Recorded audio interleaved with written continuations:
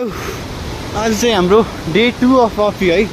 अनि बिहानै नास्ता खाएर लगभग 7 बजे हाम्रो यात्रा सुरु भयो। यात्राको क्रममा हाम्रो 3 जना चाहिँ अगाडि हाम्रो रुम बुक गर्नतर्फ लागेको भने हामी दुईटा बिस्तारै मजाले आइरहेछौँ। यस्तो उकालो न उकालो बाटो छ, तर राम्रो पक्ष भने चाहिँ यहाँ सबै सिँढी हालेर एकदम ठिक छ, हिँड्नलाई त्यति गाह्रो छैन। सामान चाहिँ कम ल्याउनु होला फेरि भन्न चाहन्छु। अनि यहाँ मान्छे पनि यो सिजनमा, अब यो मेन सिजन छुट्टीको सिजन भए पनि होला, धेरै मान्छेहरू छन्। हाम्रो अगाडि पछाडि लगभग 2-3वटा ग्रुप थियो, सबलाई पछ्याउँदै अब हाम्रो अगाडि लागेसम्म कोही छैन जस्तो लाग्यो। अनि यो चाहिँ हाम्रो यो खोला किनार हामी हिँडिरहेको छौँ। यो हाम्रो साथी पाँच के छ हालत टाइट छ। यो बगर किनार झर्नाहरू बाटोमा प्रशस्तै छन्, मान्छेहरू पनि प्रशस्तै छन् होइन, सबैतिर यहाँ टनाटन। अब हेरौँ कति बेला 1 बजीतर्फ हामी गाउँ पुगेर खाने विचार हो, 12-1 बजीतर्फ। अनि त्यसपछि बेस क्याम्पतर्फ लाग्ने। आज धौली ओडार जसरी पनि पुग्ने, सकेसम्म बेस क्याम्प पुग्ने। अब त्यहाँ ठाउँ हुन्छ हुँदैन भन्ने कुरा हो, 2वटा होटलमा त लगभग 50 जना अट्छन् भन्ने कुरा थियो यहाँको लोकलको, तर 150 भन्दा माथि भइसकेका छन्। मतलब माथि 150 भन्दा बढी मान्छे गइसकेका छन्। अब भेट्टाउने पनि धेरै छन्। अब भेट्ने ठाउँ उकालीमा अलि बोल्दै हिँड्दै अलिक गाह्रो भइहाल्छ। भर्खर यहाँ रुख छ रहेछ, यस्तो बाटो हुँदै आउनु रेडी हुनु होला। यदि यस्तो ट्रेकिङमा जानुहुन्छ भने यात्रा कष्टकर भए पनि डेस्टिनेसन चाहिँ राम्रो हुन्छ भन्ने आशा गर्दै आफ्नो पाइलाहरू एबिसी तर्फ हामी चाल्दैछौँ। Let's see what happens, let's go buddy. हेर्नुहोस्, मान्छेको कमी नै छैन, रातो निलो पहेँलो सबै देखिरहेछ। अझ पछाडि छन् धेरै देख्दै ग्रुप। चलो लेट्स गो। हाम्रो ग्रुप पनि अगाडि गइसक्यौँ, हामी 2जना पछाडि छौँ। अनि विल क्याच देम लेटर भनेर चाहिँ खानाको अर्डर दिन गइरहन्। यस्तो छ हाम्रो हालत। This me okay all for now. अहिले चाहिँ हाम्रो लगभग 12 बज्न आँट्यो, 11:30 जति भयो। बिहान हाम्रो यात्रा लगभग 7-8 बजीतिर सुरु भएको थियो। लगातार हिँड्दै पानीको उसमा रेनकोट लगाउँदै, रेनकोट अब पक्कै देख्न सक्नुहुन्छ भिडियोमा। अनि यस्तो बाटो हामी मजाले हिँड्दै आएको होइन।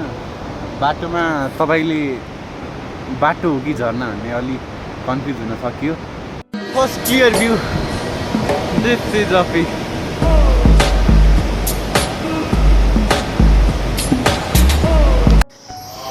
बल्ल तल्ल बिहान 7 बजी हिँडेको 12-1 बजिसक्यो। भर्खर हामीले चिरचिरे भिलेज कटाउँदै हामी अहिले पुग्यौँ सिमारमा। 2900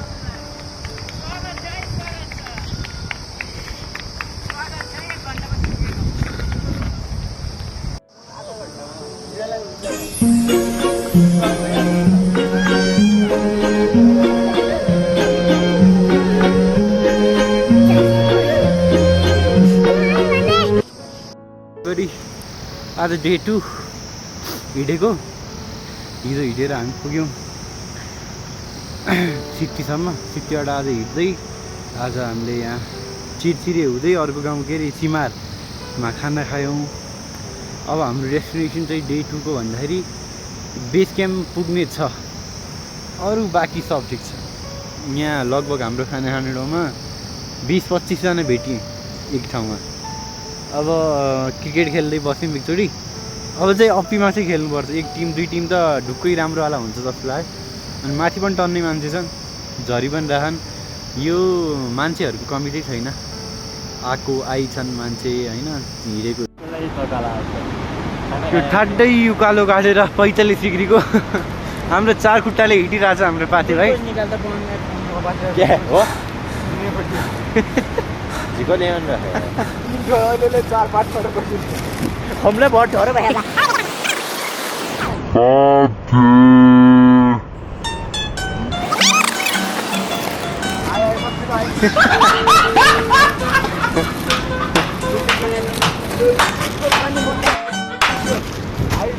हो नान बड्डा छिटा छिटा यो के भयो र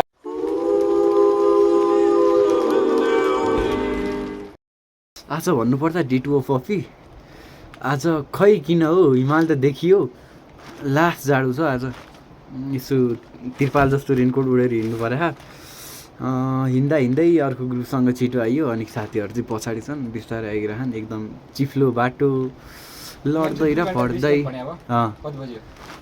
बजे हाम्रो 4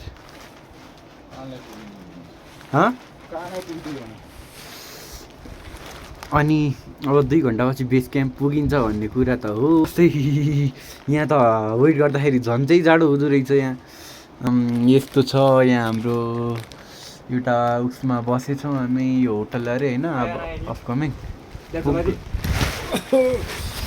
ल अब लाग्यो आफ्नो गन्तव्यतर्फ अलिक तातो हुन्छ कि क्या हो वेलकम टु अपी